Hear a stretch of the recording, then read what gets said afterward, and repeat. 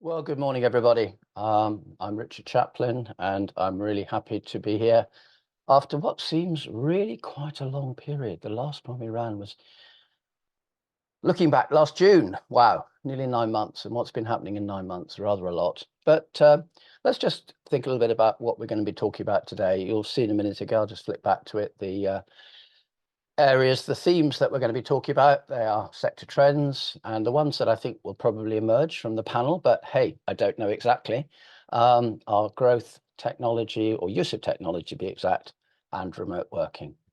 So anyway, back to me, and let me just tell you a little bit about who we've got on the show today. My co-host today is Edward Gordon Hall, who is Chief Executive of law firm Druces. Over to you, Edward. So Edward's going to be sort of helping me on the show. And then our second guest is our panelist. And this is Julia Paulding. And she's the Chief People Officer of law firm SIlkin. So welcome, Julia. Very nice to have you on the show today. And our third guest is John Rowland, who has actually been on the show before.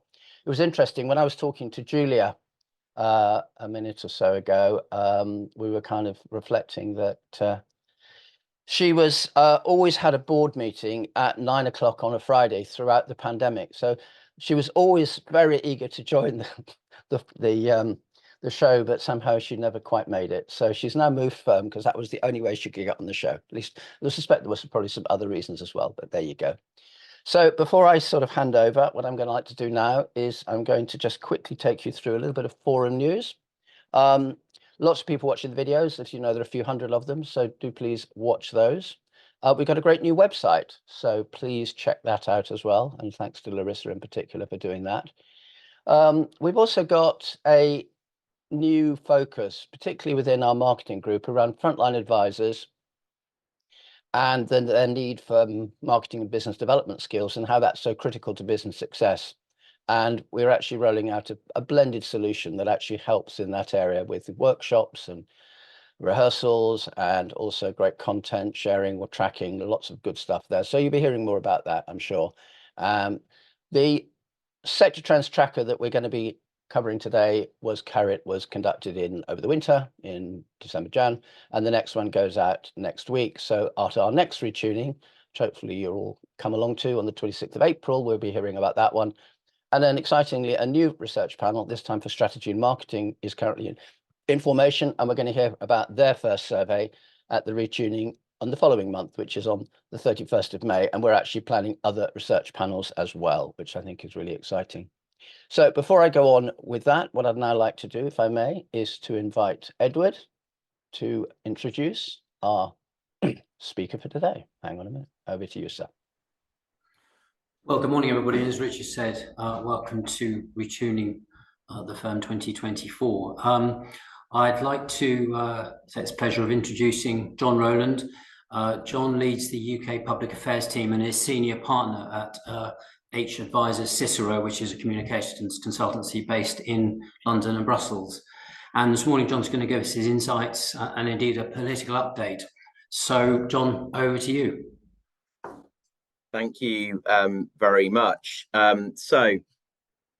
We are in an election year, almost certainly. The last possible date for a general election is actually in 2025, in January 2025. But it's almost certain that at some point between now and the end of the year, this country will be going to the polls. So with that, and those of you who are used to listening to me know that I tend to start with the state of the polls because that's what we do when we're in an election year. And YouGov had a poll out based on fieldwork in March, which shows Labour on 44 points now and the Conservatives down at 19. And remarkably, and this is what has really set the sort of cat amongst the pigeons, is that Reform are polling at 15 points now. And I'll talk about what the implications of that are, but even the Lib Dems are down at 9. These kinds of numbers, if you crudely transform them into a uniform national swing and kind of project that into what that would look like in Parliament if that election was held tomorrow, puts Labour on an absolutely gigantic majority. And the worry now for the Conservatives is that reform could, if this continues, actually be outpolling them before summer. So this is where you will hear some commentators talk about an extinction level event for the Conservatives. Now, I don't think that will happen, but it's an extremely concerning poll for the Tories. Meanwhile, Labour can't quite believe that they're this far ahead. And my boss tends to talk about Keir Starmer sort of holding this Ming vase. They don't want to drop it. They can't quite believe they're that far ahead. They don't think the polls are quite right. They think something's going to go wrong. But, and I guess we're all used to upsets over the last few years, but it may just be this time as simple as it looks, that Labour are polling a long way ahead. The public's not totally sold on Keir Starmer. They're not totally into him. The background polling on him as an individual is very, very mediocre or poor. But if there's a driving force in this election and in the polling, it's kind of get the Tories out, give the other guys a go.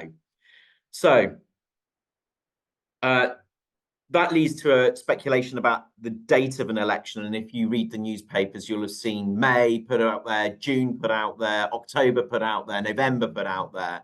The truth is that there's probably only two people in the country that really know when the election's going to be. One of them's Rishi Sunak, and the other one's his elections advisor, Isaac Levido, possibly one or two other advisors. And initially, there was some speculation that he would maybe go for an early election on May the 2nd. He's ruled that out. So we know it's not going to be May the 2nd, but it's possible it could happen before the summer. The most likely date, or the most likely timing, most people are sort of speculating on at the moment, is October.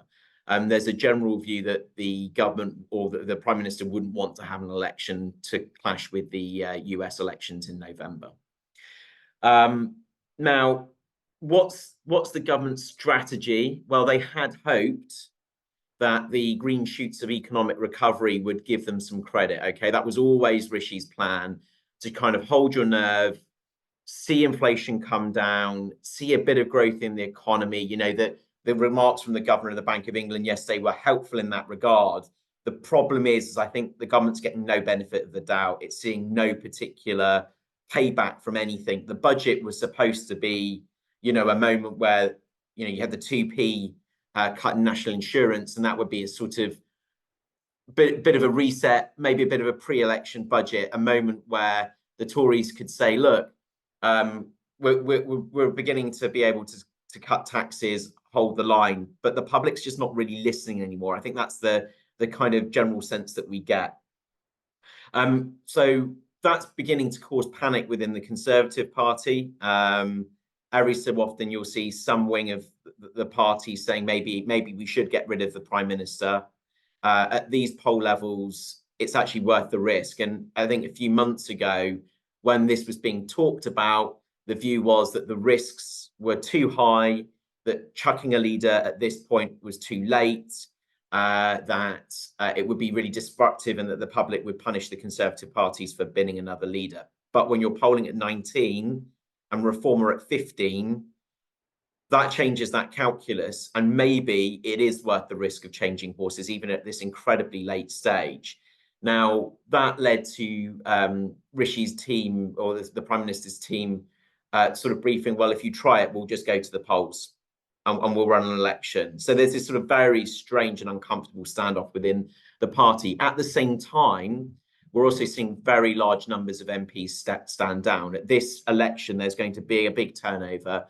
I think there's well over 100 who have already said that they're going to stand down at this election across the parties. So when you look at the number of MPs who are standing down because they just don't want to fight this election because they're going to lose, and then you take in all the new Labour MPs who could potentially be coming in, the next Parliament's going to look a lot different in complexion to the one that we have now. Okay, so that's enough about the sort of political speculation. I just wanted to talk about policy as well, and something that obviously a lot of our clients are very interested in, which is, what does Labour, if it is going to form the next government, what does Labour look like in power? And Labour has worked very hard to build the confidence of the business community over the last couple of years, things like going to Davos, the infrastructure council they built. So there's this there's been this very concerted effort by Labour to try to get the business community on side, to try and make the case that Britain will be investable under a Labour government after all the damage that was done to UK confidence by the prospect of a Corbyn government. But that said, a Labour government will feel different and it will look different. So one of the more helpful expositions of what Labour and government might look like was Rachel Reeves-May's lecture earlier this week. So this is a very big, long speech, 8,000 words, took her an hour to deliver it. And that was her spelling out the economic ideas, the economic mindset of her as Chancellor and what a Labour government would look like. Now, I'm going to say at the outset, there was nothing new in policy terms in this speech, but it was probably the single most coherent exposition of Labour's economic policy, and was the first time it had been set out in such great length in one place. Because the way that Labour makes policy is it's all a big negotiation. You've got the unions, you've got the CLPs, you've got all these different actors, the NEC, and what they do is when they decide policy, it's this big process that ends up with a manifesto at some point. So it's not like the Conservative Party where the leader can kind of change the manifesto as they want. So when she was giving that speech, it was all policy that had broadly been agreed. But I think what's interesting here is the way that she explained what Labour would do in government. So what are the contours? What are the contours of that? So firstly, broadly, a commitment to conservative orthodoxy on tax and spend day to day. So a commitment to not borrowing to fund day-to-day expenditure. In other words, to continue deficit reduction and to try and get GDP debt falling as a proportion of GDP by the end of the 5 years. So broadly a commitment to the fiscal envelope that's been set by the Conservative Party. The difference is, and the reason they're doing that is to not end up with a kind of market reaction like Liz Truss had with the mini budget. So it's saying to the markets, you can trust us, we're grown-ups, but there is a different view on investment. There is going to be a different approach to borrowing to fund capital expenditure. The Conservatives never quite got there, but this will be done in a couple of ways. Firstly, by building the growth team within HM Treasury, so there's going to be an extra 250 officials there, and they're also going to ask the OBR, the Office for Budget Responsibility, to calculate the impact of capital investment differently, to try and price the long-term costs of not investing in our capital stock.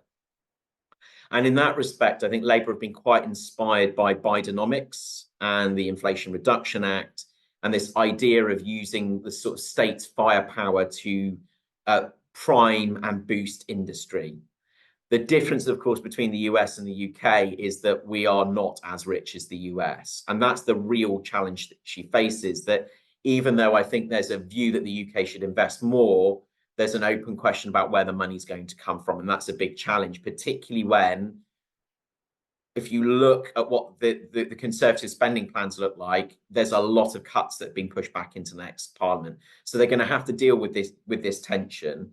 One of the routes that they're really focusing on is bringing investment money in from DC pensions. So, you know, the UK has got a couple of £1 trillion in pension vehicles of certain forms.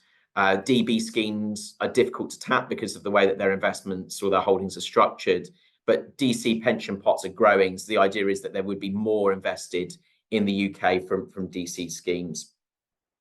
There is also a big, and I'll wrap up shortly, there is also a big, in her mindset, view, focus on stability. This trade-off between, freedom and security, the state being more focused on building resilient supply chains, a resilience within the economy, and making sure that the country is insulated against supply side shocks like the ones we saw after the pandemic. That's quite a different from conservative orthodoxy. Another two places where I think Labour does very significantly differ is the extent to which they want to bake climate policy into our financial and economic system. Rishi Sunak has definitely gone cool on net zero. He thinks it's expensive, it's a brake on growth. He's not especially interested in it. Under a Labour government, that agenda goes right back to the top again.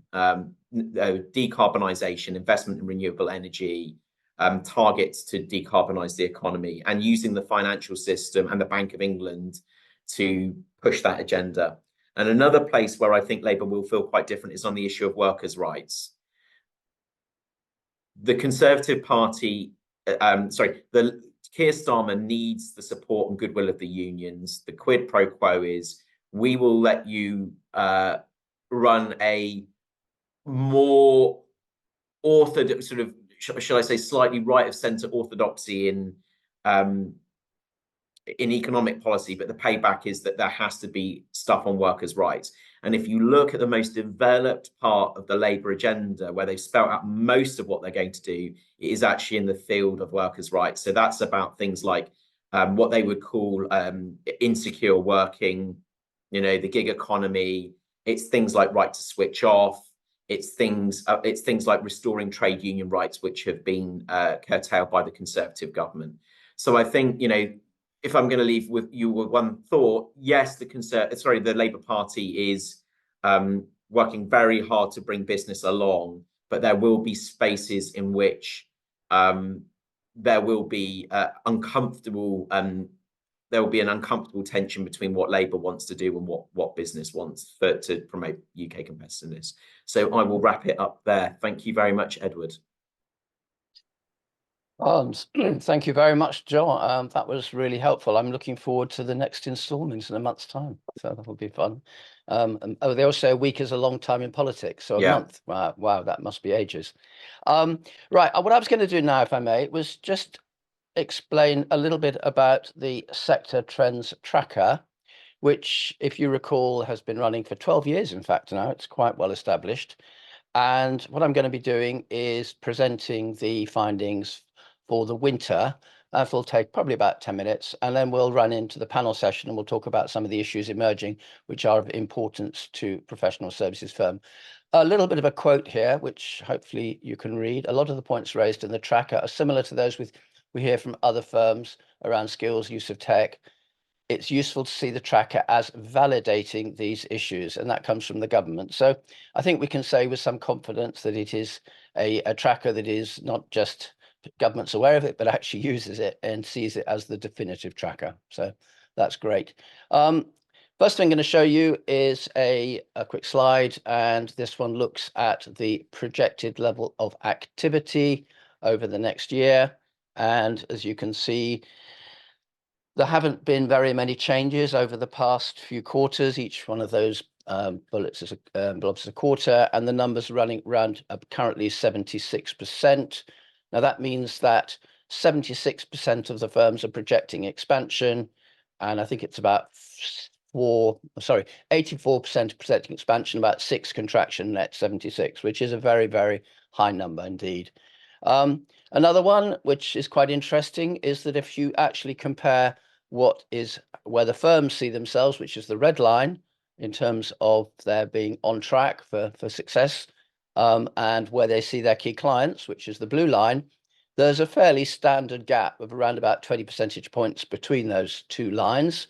But it's interesting, in the last quarter, both of them have reduced by about the same percentage points, 74 plays 53. So what you've got is very much a reduction in level of what's called, I would call, the on-track success for both firms and clients. And I think in a way what they're saying is, yes, we're going to grow, but maybe not quite as fast as we were before. That's kind of what I read into that.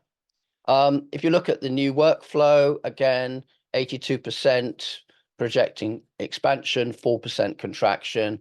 Headcount, a little bit less, and we may be picking up with Julia some of the HR issues here, but 64% expecting an increase over the next year in the headcount, 4% contraction, and the difference, 30-odd%, is clearly those who are looking to stay in the same place. But it's still a very strong message around we as a group are looking to contract. And as I mentioned, it is a research panel. We get 98% completion, and therefore the comparability is extremely high. This one's a little bit busier. What it's really saying is that it's finance and people. Edward has a very strong finance background, as you probably gather. Finance and people carry most weight during partner discussions. So it will be interesting to hear whether our panels see that in terms of the boardrooms that they sit in.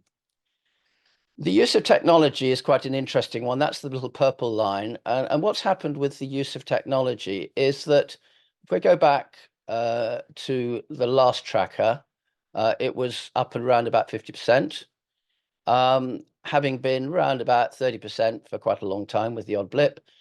But then what happened was, for the one that we just did, it dropped back again to the 30s in terms of it being, which is the one in the top 3. What did that say to me? It said that everybody kind of thought, oh, great, Gen AI is going to come along. It's going to change everything. They've lifted the bonnet. They've had a look at it. They think it's, well, it probably will do something, but maybe it's not today. And we're going to talk a bit more about that. Was it a blip, or is it actually going to be resuming its top 3 status in terms of priorities for the firm? Moving on to the constraints, this again, there isn't really very much to say here other than that there are 3 constraints which are the ones that constantly are raised. The poor economic outlook, that's the light blue one. Fee pressures, which is the purple, and then margin erosion, which is the olive. And interestingly, I mean, to me, the one that's quite interesting is the poor economic climate. If you go back to 2020, which is over to the left, that was very, very important thing. Everybody thought that, I won't say the world's going to collapse, but in the middle of COVID, you know, people were, I think one finance director said to me, yeah, our planning horizon is 3 weeks. Normally it'd be probably more like 3 years. Then it kind of just fell away completely. And in 21, everybody had lots of money because of furloughing and government help and various loans, etc. And now with the economy kind of looking a bit shakier, flatlining, I think some people call it, not much growth, technical recession. We had up to fairly recently, it's now come up to the top again. So the economic outlook is definitely one that people are seeing is preventing them from achieving the growth they would like. What's management's role? What's management going to be doing all about it? Well, again, the things that here, getting the best from your team, it pretty much always comes in. That's the light blue one. Communicating effectively, that's the purple. Making change happen is the green. Those 3 kind of all just stay together. The communication was particularly important, I think, during the pandemic. It kind of spiked, but now they've all come back. And those are the 3 things. And again, they're all people-based activities, really. And I guess with people-based businesses, that's not unusual, but I'm sure we'll pick that one up as well. What else can we see? Let's move on. So no real surprises here. I've just, it's very busy, but it just kind of shows you that things are settling down. Around half the time at home is the middle bit. Over to the left, it's around a quarter of the time at home, none of the time at home, and all of the time have pretty much gone away. But there's definitely, it's sort of between a quarter and half the time is what people are actually spending the time doing.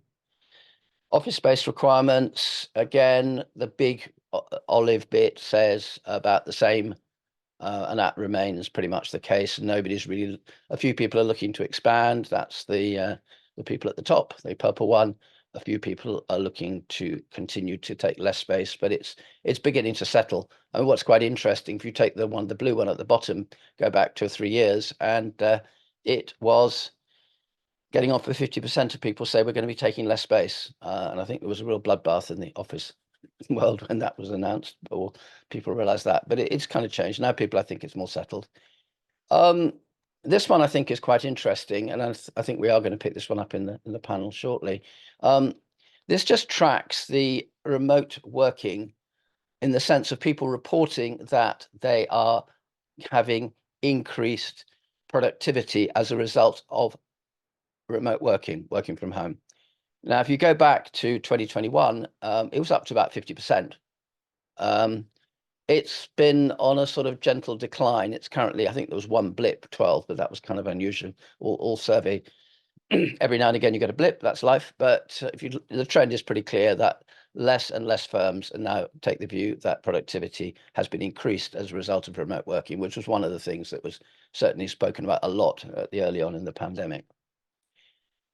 So what I'm going to do now is quickly just run through a quick summary of the points I've just made, and then we'll move into the panel session and invite all three panel members to comment on one of them. So the first one we went through, if you recall, we just said there were really no material changes in the confidence levels, but there is a reduction in the level of perceived on-track success for both firms and clients. So yes, we're going to keep growing, but perhaps not quite as fast as we did. That the projected new workflow remains strong, but the projected headcount growth is less buoyant, although it's still 64% place 4. It's pretty impressive, I think. Finance and people issues are carrying most weight at partner discussions. That there's increasing use of technology, but that's also reduced in priority in terms of the firms. So yes, everybody was suddenly, it's in the top 3, but is it now? It's falling away again. So is that a blip or is that a trend? Who knows? That the key constraints on growth are the poor economic outlook, fee pressures, and margin erosion. That people-based activities are seen as contributing most to achieving the firm's goals. Most people are working between a half and a quarter of the time from home. Only a few firms are looking to alter their space requirements. And then finally, far fewer firms are reporting increased productivity from working from home than in late 21. So I'm going to switch now to Edward and invite Edward to give some thoughts. And then we will move from there to inviting Julia and John to come and share their thoughts too. Over to you, sir. Thanks very much, Richard. I think the takeaway from the tracker for me is the timing of the survey and the sort of slight erosion of confidence is really, I think, down to the timing of the economic news, the 2 periods of negative growth. I think certainly from my perspective and what we're seeing is still cautious optimism, and certainly listening to John's comments regarding the election, it's interesting to note Labour's commitment, certainly the communicated commitment to business with the British Infrastructure Council, the Council for Economic Growth, the fiscal lock they're talking about, and other things such as the technical excellence colleges. If you look at the sort of the boardroom discussions, I think, as the survey showed, finance and cash flow and people, as I'm sure Julia will refer to in a minute, are still hot topics, but I think they go very much hand in hand, very much with regard to the success of the business, the success of our clients, is really down to still making the best of what we've got. So the finance discussions still focus on our internal efficiency, our operational efficiency, and indeed getting the best people in the best place at the right time. I think those two going together for us are key priorities going forwards. And I think certainly, as the tracker shows, that goes hand in hand with the confidence sector, the confidence analysis that we see. I think a couple of other things I'd mention is the technology point. I think we see a lot of AI discussions that, in fact, probably turn out to be of limited use. I think there is still that initial enthusiasm for AI has waned slightly. And I think as people get into analysing, whether they're setting up innovation groups, whether they're setting up studies to analyse what we can do, there is a sense that a lot of stuff out there is great stuff, and there is some good stuff, but practical implications, practical use requires a lot more consideration. And indeed, as we all know, the dangers of AI are certainly regularly referred to in press articles. So I think for us, as the tracker shows, it's very cautious optimism for this year. What will happen in the general election? Is Labour's commitment to business as strong as they communicate? Will that go into the first Parliament and indeed the second if they are elected? And as we go through, what are we going to do to make sure that as a firm, we are making the best of what we've got? They're my thoughts. Perhaps if I may hand over to Julia. Thanks very much, Edward. Thank you. Yeah, so probably unsurprisingly, I've picked up on some of the more people things, which actually does follow on very nicely from what Edward just said. So it doesn't surprise me that, getting the best out of our people is still, I mean, they're the conversations I'm obviously still in, because I think that actually things are settling down in terms of, talent retention. We all realise, I think, over the last couple of years, how destabilising, how time consuming, how limiting it can be when you're having to deal with staff turnover, even though we didn't suffer too much where I am now, which was good. But actually it is quite disruptive. So actually, thankfully, the talent market is stabilising a little bit. It's still important. It's still something that we work at to be able to attract the best talent. But I think we've all learned over the last few years that retention is as important as anything else. So making sure that we've got the absolute right conditions for everybody to really thrive and feel supported in their roles, has to be our number one top priority. And I think we've all had that proven to us over the last few years. The other thing that's really jumped out at me was the productivity doesn't feel as high when people are working from home. And Richard and I were talking about this yesterday. My big thought of that is, we've been doing it for a long time now, haven't we? What is memory? What are people actually comparing against? Are we comparing to last year, the year before, pre-pandemic? Because again, that's not my experience or our experience. Our experience is actually people are really productive because they are being able to, in a high trust environment, able to balance their client commitments and their working arrangements. And, some of the daily life pressure has reduced, which is especially amongst, some of our younger generations, I have to say. So I'm surprised. I'm going to be looking at that with interest as it develops, Richard, over the next time you run the survey and seeing what happens there. I'm hearing a lot of talk in, my networks around, people mandating coming back into the office a bit more. That's certainly not a road that we're going down at SIlkin, because we're finding it's working for us, having a really flexible approach to it. I do think about professional service, though, in the context of, so the KPMG survey on CEOs a bit more globally, where people are actually, the CEOs are saying actually people in the office is really important to us. And that's something that we really want to encourage. And we're not seeing that in professional services, certainly not in the circle that, I'm moving. We're accepted. I think that, that's part of what we offer. It's part of what makes us productive, that we can give something to our people to make them get the best out of their working day. I would say as well, I'm still less about productivity, more around the wellbeing aspects of people spending a lot of hours at home. So that's something I'm actually more interested in.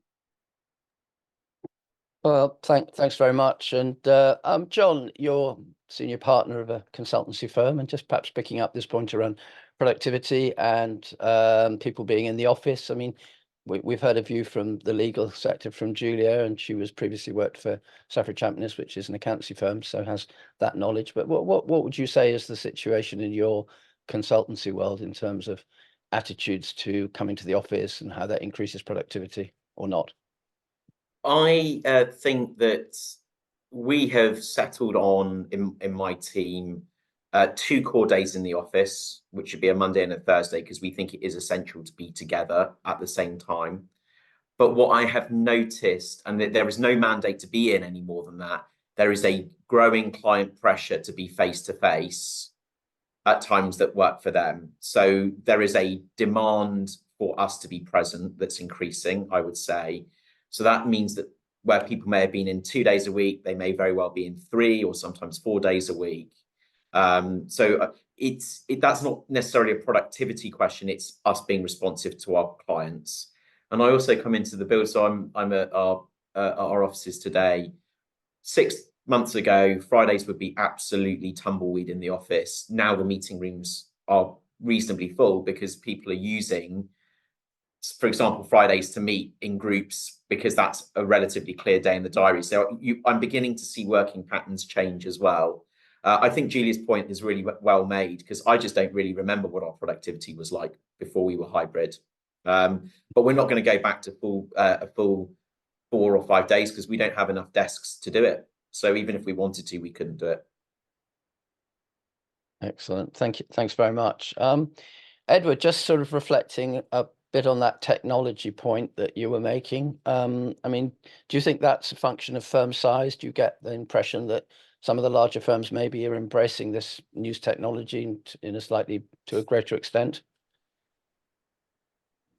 Yes, I think that's right, Richard. We certainly have discussions with the larger firms and in peer networks, and it's very much a scale based approach to it. Some of the larger firms are investing an enormous amount of money, and it's the difference between coming back from the generative AI and truly process driven AI. I think for a firm such as ours, we have to look at AI from the perspective of the client first. How can we enhance our client service, but also our own operational efficiency? And we're very much taking a very careful approach to examining across the whole piece before jumping in and getting any one particular product. Interesting. And Julia, I know you sit on the board of your firm, so hopefully you can bring a broader perspective as well. And SIlkin is clearly a firm that has always had very strong focus on technology in the media world. I mean, where would you see from your firm in terms of this thing in the corner called AI, or how you define it as? I think it's pretty similar to Edward, actually. So it's important, and we're doing an awful lot behind the scenes and in front of the scenes as well, to look at it from the perspective, yes, of working with our clients more effectively, and then also improving our own efficiency. There's a lot of sort of wait and see, isn't there? There's a lot of, we know it's important, we know we're focused on it. We have a commitment to be technology led, and that sort of comes through. I think in the tracker, actually, I'm wondering whether people that as a top priority or not. There's been a blip, hasn't there, in where people are seeing the importance of tech. I'm wondering if it's because we've just accepted that it is important.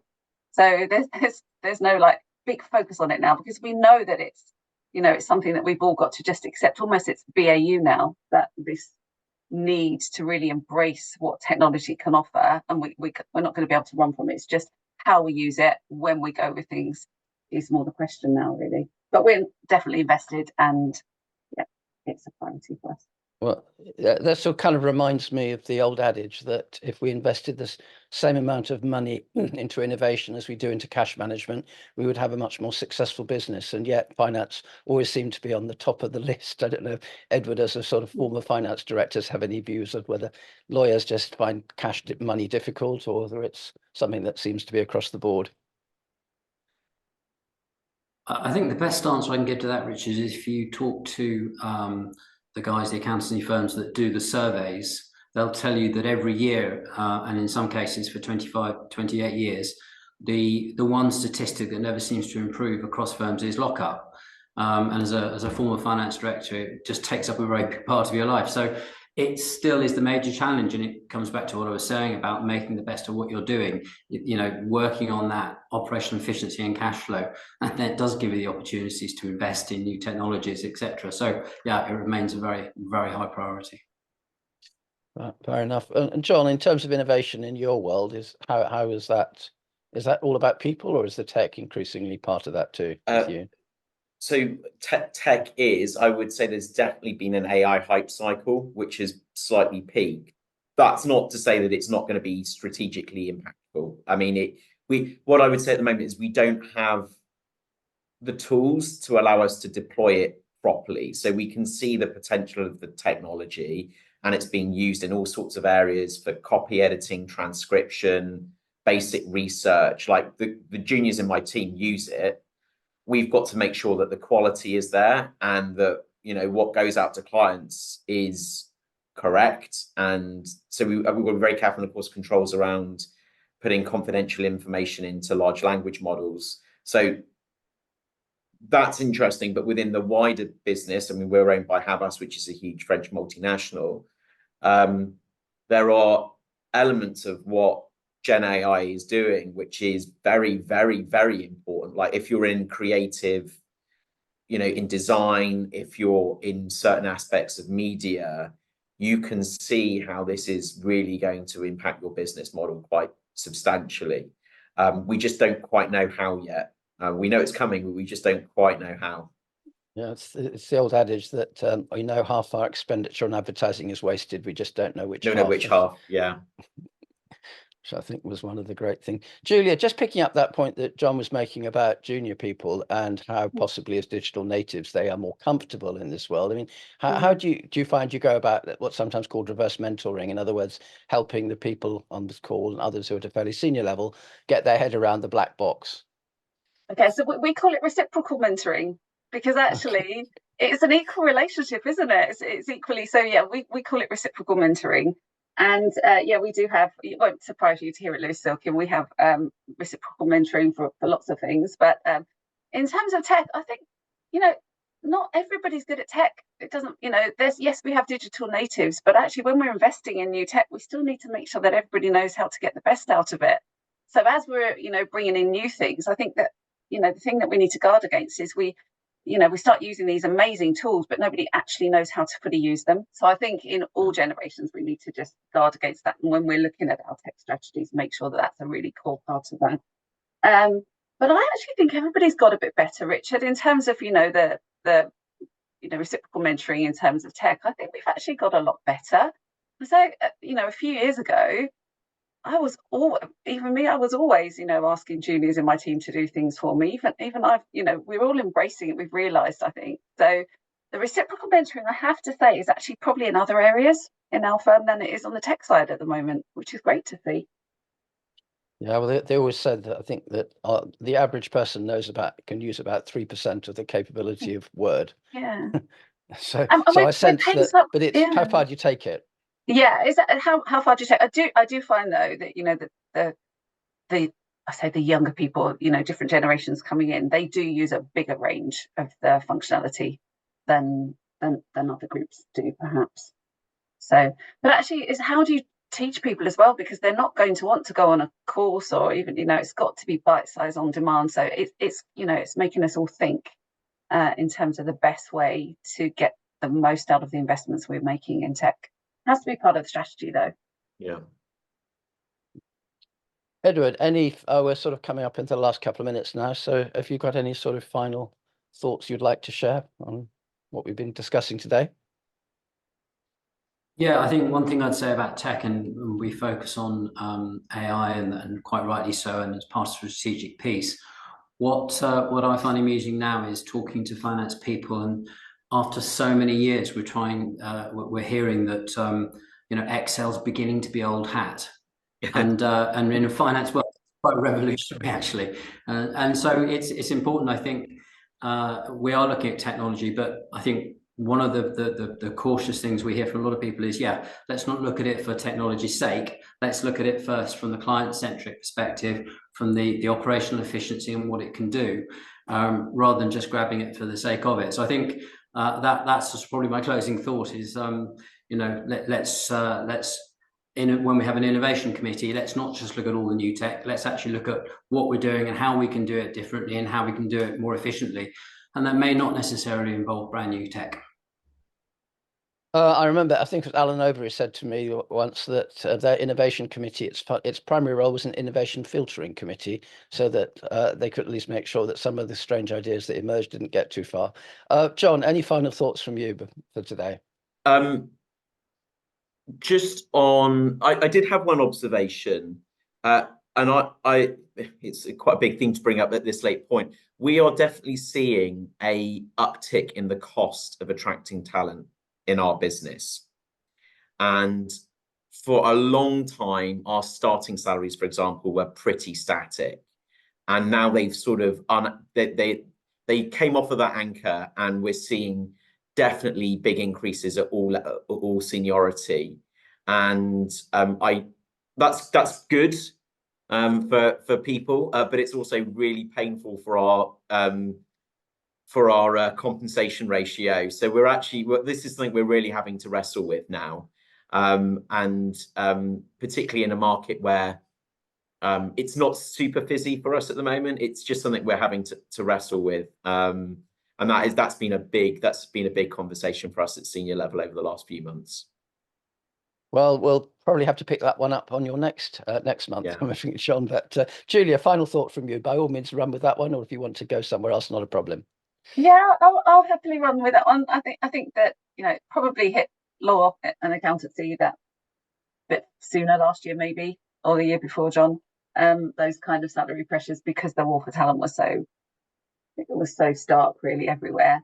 So I think it's a little bit more settled. What we're seeing, there's still the NQ wars that seem to be going on even still, but actually it seems to have stabilised a little bit. But we do have relatively high inflation. We have high inflation, the cost of living pressures are there. And, you know, I think it's only I have seen a big shift of the dial from pay as almost a hygiene factor and a demotivator if you get it wrong, to now it's actually really important to people. So actually we have to get it right. 100%.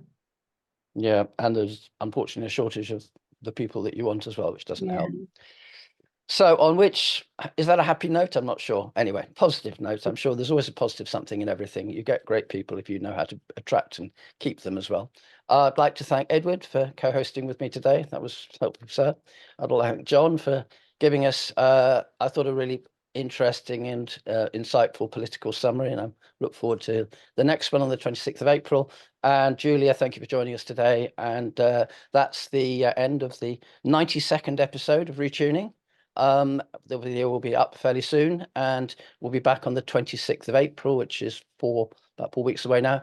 And in the meantime, I hope you all have a happy Easter and positive things happen in your lives. Bye for now. Bye.